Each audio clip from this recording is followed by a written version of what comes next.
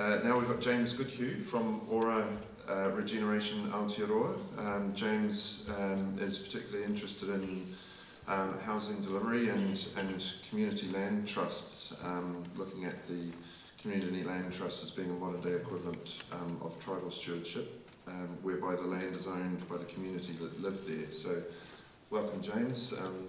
Welcome to the stage. Thanks.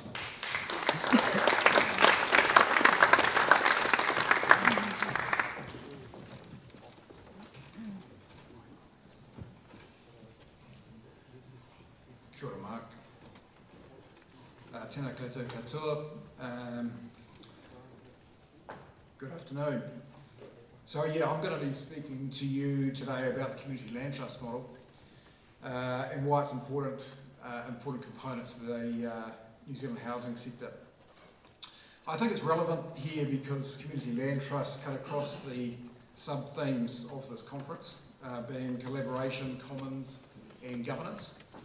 And I'm speaking about this topic as in my previous role as Associate Project Director on the Eastern Pito Regeneration Program. I helped establish a community land trust type model called Wahi Kāinga. And it's also a focus of my new business, Ora Regeneration Aotearoa. So, what's the key takeaway from this presentation? Well, it's this. It's that community land trusts are a critical ingredient to creating communities of diversity, inclusion, well-being and prosperity. So I just thought I'd take you through three things here. What's the problem? How community land trusts could it be a solution, and what the benefits and some examples of community land trusts are. Right, so what's the problem? Well, the problem is the current housing system in New Zealand doesn't provide sufficient affordable, secure or fit for purpose housing options for our diverse communities. A key part of that is, you might be familiar with this, it's the housing continuum. Not to worry if you can't read that, but on the far end there is not-for-profit, or the very far end it's essentially emergency housing, followed closely by state housing. At the other end, basically the market. So there are two housing solutions that we all know, and that's about the extent of it in this country, unfortunately. But in the middle is where most of the demand is, and that's the affordable housing space, secure tenure and fit for purpose housing that I refer to. And smack bang in the middle is community land trusts. So carrying on with the problem theme, property speculation. I've put land in brackets here because it's essentially land speculation. Because what creates value is scarcity, and it's so we can't create too much more land. So that's where the unaffordability component of housing comes from. The capital uplift or the capital gain from property is in the land. So when you're talking about mum and dad investors or large-scale institutional investors and property developers, that's where they're looking to gain from. So it's the financialisation of housing, which is a major issue. Housing has been on a pedestal, housing ownership has been put on a pedestal for years, and I know as a kid growing up that I aspired to own a home and got the message that the more homes the better and all that sort of stuff. So it's a wonder why we've got a lag in housing supply when we get told this dream and it just fuels demand for housing further. Dysfunction and displacement I've put on there, predominantly because, so from a dysfunction perspective, what I'm meaning by that is when you're unsecure in housing and there's a risk of being evicted if your landlord decides to sell or puts up the rent by $100 a week, that causes great stress on families. And stress causes all sorts of issues, health, mental health, family violence, and all other antisocial behaviour. So without that stress level, there's a benefit there. Displacement I've put in is because when redevelopment occurs,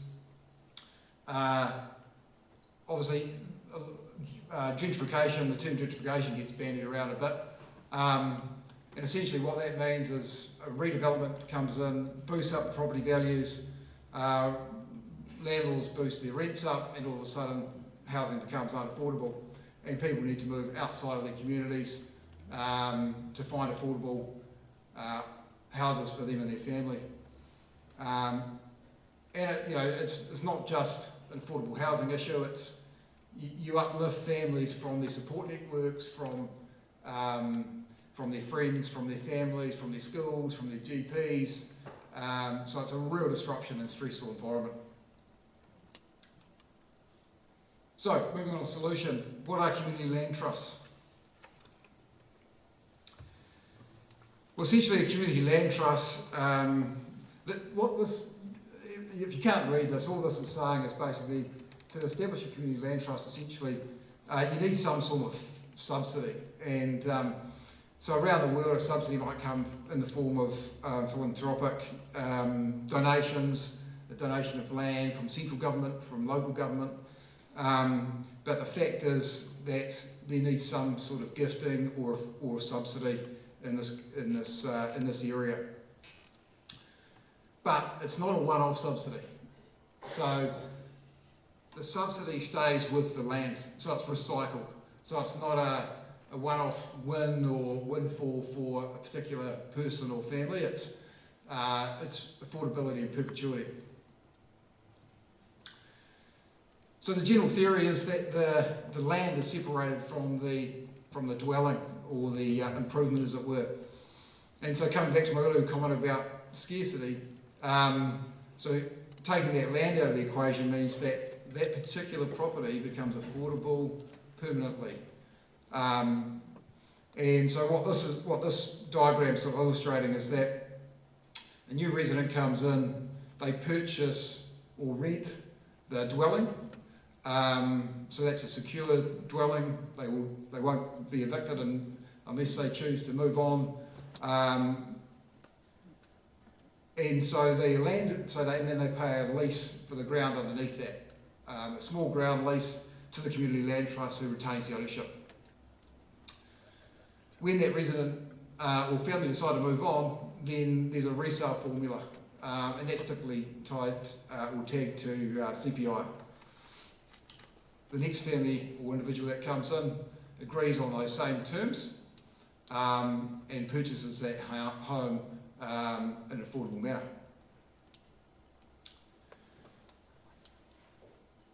The other sort of innovative component to this is the government structure. So typically a community land trust has a tripartite agreement between or is governed by a tripartite agreement through the residents that live in the development, other community stakeholders, so basically the people that are interested in that live nearby or around the land trust, and others being sort of other stakeholders or experts in the land trust field. So they might be councils or particular individuals interested or experts in the land trust model. So what this does is, so you might think, oh, well, it's not too different than a leasehold, for example. The difference is something like this, whereby the residents have input into the way the land trust is governed. So there's a degree of participation. If they're in early on, there might be participation in the design component. There's examples from overseas where through the development process they're in early, families get involved in that process, understand what the development process is, and kids that were at school went on to study architecture or engineering or a trade because of that early involvement in that design process through the development of a land trust model. So I just sort of share a few examples. We're lucky enough to go on a study tour not too long ago to the US and the UK to learn more about these models. So this one's in New York, and I just sort of picked a few that I thought were would be of interest. New York's obviously, one of the most densely populated cities in the world, and we spoke to these guys at Interborough CLT. And what was interesting is that they initially started with deed restrictions, and deed restrictions, without getting too technical, are simply, as I spoke about before, like one of those models where the families get the benefit, and so when the family moves on, the benefit moves on, or the subsidy moves on. So they soon realised that model didn't work. They moved to 99-year ground leases and a community land trust model, and it's just grown from there. They target homeowners as opposed to renters, and they work within a cooperative model, and I'll touch a bit more on that a bit later on.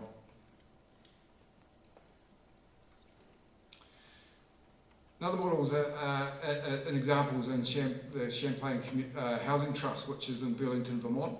So Bernie Sanders helped establish this CLT.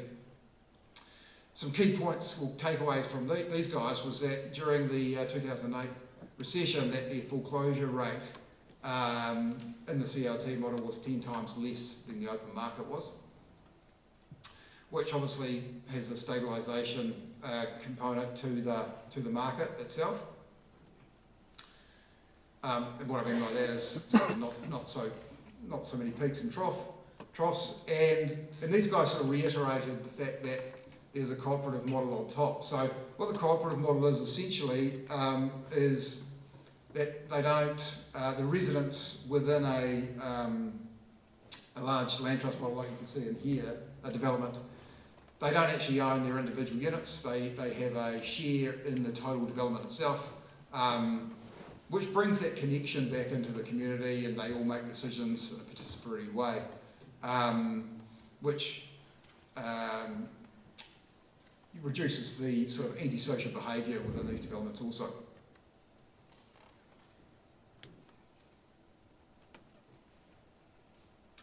This one's in London, St Clement's London CLT.